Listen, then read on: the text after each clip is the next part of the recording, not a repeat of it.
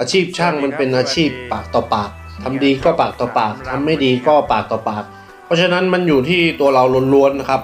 อาชีพช่างถึงแม้ว่ามันจะดูเลอะเทอะแต่ว่ามันก็เป็นอาชีพที่สุจริตหาเลี้ยงครอบครัวได้น้องๆที่ไม่ได้เรียนหนังสือก็อย่ามัวไปกินเหล้าเมายาให้เสียเวลานะครับมาฝึกงานช่างซะอนาคตยังไงเราก็ต้องมีครอบครัวผมว่าทุกคนมีความเป็นช่างอยู่ในตัวอยู่แล้วแหละอยู่ที่เราจะเอาออกมาใช้เมื่อไหร่แต่ว่าได้ใช้แน่นอนไม่ว่าจะเป็นผู้หญิงหรือว่าผู้ชายเพราะว่าทุกคนต้องมีบ้านมีรถต้องใส่เสื้อผ้าใช่ไหมเพราะฉะนั้นฝึกไว้ดีกว่าเล็กๆน้อยๆเราก็ทำเองไม่ต้องไปจ้างใครประหยัดด้วย